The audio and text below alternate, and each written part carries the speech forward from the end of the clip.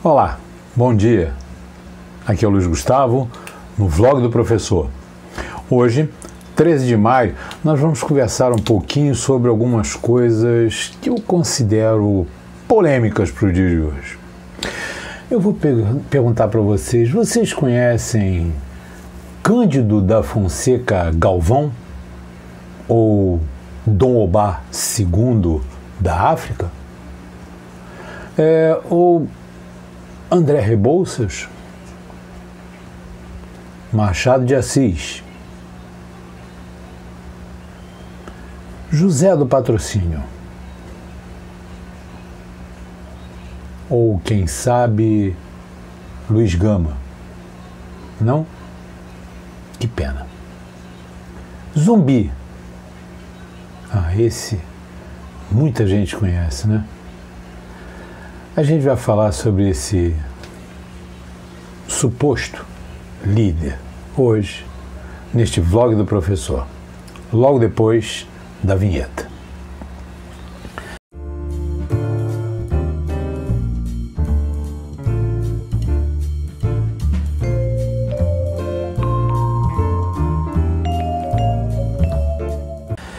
Gente, as pessoas que me acompanham, me conhecem, sabem, eu já falei minha idade, tenho 60 anos, sou professor há 34, sou professor há 30 anos, monarquista há 34 anos, né? Mas antes de tudo, eu acho que a história, ela precisa ser uma coisa verídica, ela precisa ter, vamos dizer assim, uma força para nós entendermos. O problema todo é que a história, muitas das vezes, ela é desmistificada, muitas das vezes ela é manipulada. Nós vamos dar uma olhada aqui em algumas coisas. Eu trouxe só 3, para não ficar muito grande. Primeiro, uma visão panorâmica da história do Brasil, tá? Do nosso querido Guilherme de Andréa Frota, um livro de 1980. Minha preciosidade, que eu amo de paixão, o bom e velho História do Brasil, Hélio Viana.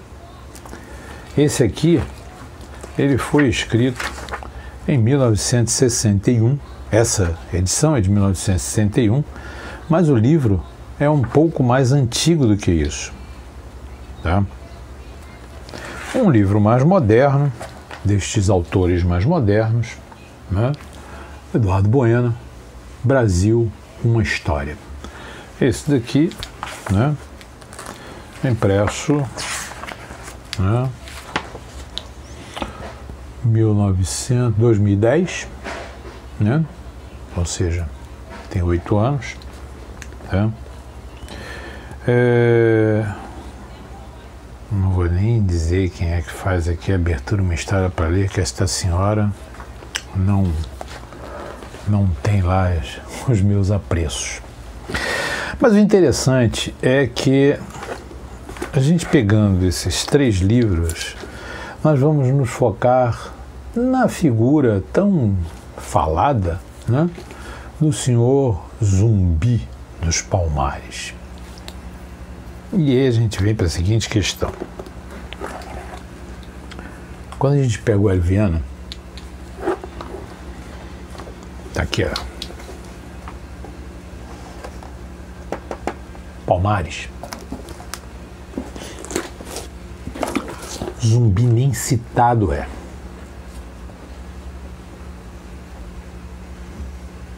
Por que será? Nem passa a cogitação de falar deste senhor, né? No livro do Guilherme Frota, que é um pouquinho mais novo, ele então fala: fortificaram-se os negros criando 9 arraiais, né? Ele cita os nomes, formando uma espécie de confederação cujo líder chamava-se Gangazumba, o Zambi, chefe. interessante. Zumbi também não é citado.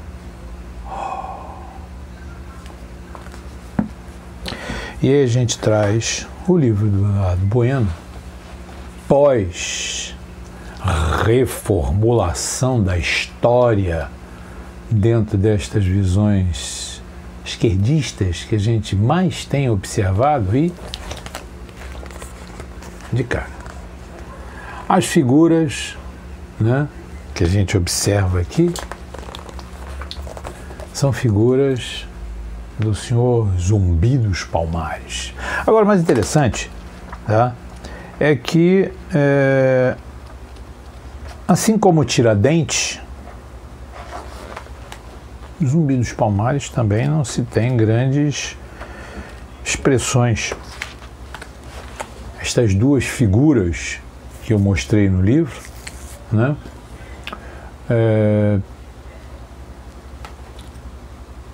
na verdade não reflete nem talvez a realidade, né? Diz aqui um texto: documentos comprovam que de 1676 a 1695 de fato existiu um general negro de nome Zumbi. Ele era baixo, coxo e valente, negro de singular valor, grande ânimo e constância rara. Aos nossos serve de embaraço, aos seus de exemplo, disse um cronista. Contrário à paz firmada por Gangazumba, Zumbi liderou a resistência final de Palmares. A história de Palmares, ela mostra exatamente isso. Palmares tinha se tornado uma excelência na região, com produção, crescimento, né? A vila principal, né, onde Gangazumba vivia, tinha-se aproximadamente 5.000 choupanas. Tem alguns livros, inclusive, que falam que Palmares poderia ser colocado quase como uma cidade medieval, com a diferença de que eram choupanas colocadas ao redor de uma praça central, alguma coisa nesse sentido. Eu não estou entrando aqui no mérito da questão da luta, né? A gente sabe efetivamente qual é o motivo pelo qual Palmares foi destruído. Era formado por escravos estes, muitos fugidos, alguns alforreados, e que tiveram, assim como com Antônio Conselheiro, né, Canudos, dado certo, crescido, se desenvolvido e simplesmente incomodava aos grandes e ricos fazendeiros da região, porque era um exemplo para muitos escravos quererem fugir. Mas aí eu pergunto, a quem interessa essa imagem de herói dada a este senhor chamado Zumbi? Se a gente for observar hoje, o movimento negro endeusa Zumbi como se ele fosse um ser fantástico. O que gerou lá no passado a sua decapitação, pelo menos o que contam os livros de história, a sua decapitação, o salgamento da sua cabeça e a exposição dela num tronco alto, até que ela se decompusesse, para que então acabasse com o mito da imortalidade de Zumbi. E aí eu volto a perguntar, se nós estamos no 13 de maio, dia que é importante para a libertação definitiva, e eu digo definitiva, porque a gente não pode esquecer que em 1850 existe uma lei que acaba com o tráfico de escravos, assinado pelo governo imperial. Depois nós temos a lei do sexagenário, também do governo imperial. A lei do ventre livre, também no governo imperial. Por que eu estou citando isso no governo imperial, no governo imperial? Porque toda vez que se fala de monarquia, tem sempre algum inteligente, né, destes defensores de zumbi que falam, não, se voltar à monarquia, nós negros seremos escravos. Desculpa, só posso dizer uma coisa de você. Tu é um idiota. Escravidão acabou. Não tem como voltar. Então, simplesmente o que a gente passa a observar é que Zumbi, assim como Tiradentes, foram criados para ser alguma coisa, porque, na verdade, eles não são grandes líderes dentro destes moldes. E aí eu fico com a seguinte questão com relação à abolição da escravidão. Não vou nem entrar no mérito do Tiradentes. Eu já falei disso em um outro vídeo, dê uma procurada na lista, aí no vlog do professor, que você vai ver que eu já fiz um vídeo sobre Tiradentes, desmistificando essa figura dele. Mas aí eu pergunto, senhores, e aquela relação que eu falei lá no começo? Tá? Vamos repeti-la? Vamos lá. Cândido da Fonseca Galvão, ou Dom Bá II, o cara era um negro, livre, ele se alistou para lutar na Guerra do Paraguai. Amigo pessoal de Dom Pedro II, visitava sempre o Paço, um dos maiores defensores da abolição da escravidão na sua época. Por que ele não pode ser, então, o grande líder do povo negro afrodescendente, da qual eu faço parte, porque minha avó era negra? Eu tenho descendências também de escravos. Essa pelezinha meio mulata, né, fala exatamente sobre isso. André Rebouças. André Rebouças, ele era engenheiro, inventor, abolicionista, monarquista, mas aí vem, é monarquista. A República não gosta. A República não aceita. Ele foi exilado junto com a família imperial porque era negro, monarquista, abolicionista. Esse não serve como exemplo de luta do povo negro. Machado de Assis. Gente, uma vez uma amiga disse que eu era o Machado de Assis moderno por causa dos meus escritos. Em breve, se Deus quiser, sai o meu livro de crônicas. Eu falo mais dele depois. Eu me senti assim, fora do ar. Eu, comparado com o criador da Academia Brasileira de Letras, o homem da cadeira 23, estou longe disso. Mas ele era negro, ele viveu no período da monarquia e era abolicionista. José do Patrocínio.